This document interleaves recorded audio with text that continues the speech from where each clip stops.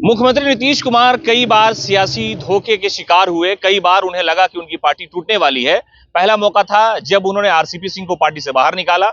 उसके बाद ये दूसरा मौका है कि जब ललन सिंह पर यह इल्जाम लगने लगा कि वो पार्टी के विधायकों को तोड़कर लालू प्रसाद यादव की तरफ जाना चाहते थे। हालांकि इस साजिश का खुलासा जो है वो पार्टी के किसी नेता ने नहीं किया। हालांकि विपक्ष में बैठे हुए लोग, चाहे वो भारतीय जनता पार्टी हो या बिहार के पूर्व मुख्यमंत्री जीतन राम मांझी ने किया कि 13 से 14 विधायक को ललन सिंह तोड़ चुके थे।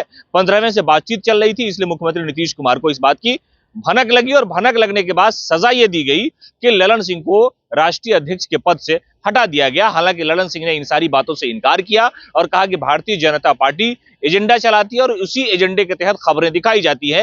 ये साफ तौर पे ललन सिंह ने मीडिया के सामने कहा। लेकिन आखिरकार मुख्यमंत्री नीतीश कुमार हमेशा धोखे के शिकार क्यों होते हैं, ये सवाल है। आखिरकार के पहले भी उनके बहुत करीबी नेता रहे हैं जिन पर ये सवाल खड़े बाद में होने लगे कि वो मुख्यमंत्री नीतीश कुमार को धोखा देना चाहते हैं। आखिरकार ऐसी क्या मजबूरी रही होगी कि एक राज्य का मुखिया जो पार्टी का संस्थापक रहा हो, उसके ऊपर ऐसे जो खतरात के बादल मंडलाते हैं, वो आखिर होता क्या है।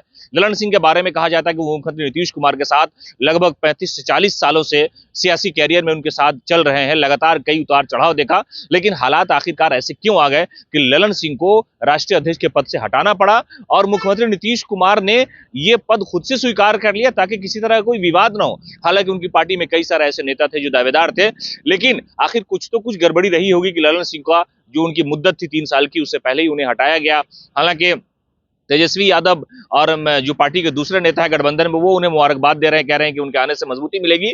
लेकिन भारतीय जनता पार्टी ये सवाल खड़े कर रही है और वो दावा भी कर रही है कि ललन सिंह पार्टी को तोड़ करके राजद की तरफ जाना चाह रहे थे, लालू प्रसाद यादव के करीबी होते जा रहे थे। और इस बात की जो भनक है वो मुख्यमंत्री नीतीश कुमार को लगी।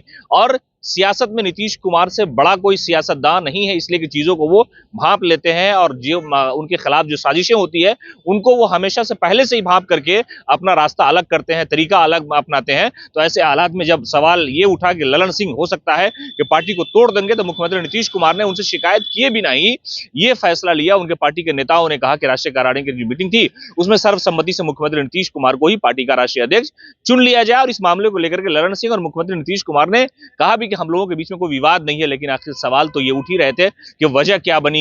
ललन सिंह के बारे में ये कहा जाता है कि वो पार्टी के नेताओं को टाइम नहीं दे पा रहे थे और उन्होंने खुद इस बात का बहाना बना करके कहा कि लोकसभा का चुनाव लड़ना है, हमारे पास समय की कमी है, संगठन में हम समय नहीं दे सकते, इसलिए मुख्यमंत्री नीतीश कुमार को लोगों ने चुना है। लेकिन आखिरकार सियासी दगाबाजी के शिकार मुख्यमंत्री हमेशा होते रहे हैं, लेकिन संभल जाते हैं वक्त से पहले। पिछली बार भी आरसीपी पर यही इल्जाम लगा कि वो भारतीय जनता पार्टी के साथ विधायकों को लेकर जाने की कोशिश कर रहे हैं, उसके बाद उन्हें पार्टी से हटाया गया। और उसके बाद फिर जो अभी हालात हुए हैं उस हालात में भी यही सवाल खड़े हो रहे थे कि ललन सिंह पार्टी को तोड़ने की पूरी साजिश कर रहे थे। उस साजिश का पर्दाफाश मुख्यमंत्री नीतीश कुमार के सामने हुआ और उन्होंने चुपके से उन्हें राष्ट्रीय अध्यक्ष के पद से हटाया और खुद राष्ट्रीय अध्यक्ष बन गए। उनके पार्टी के नेताओं ने सर्वसम्मति से उन्हें दिल्ली में चुन लिया और वो पटना में जो जश्न है उनके पार्टी के कार्यकर्ता नेताओं में, वो देखने के लायक है। ललन सिंह के जाने से लोगों को खुशी है और नीतीश के आने से भी खुशी महसूस कर रहे हैं वो लोग।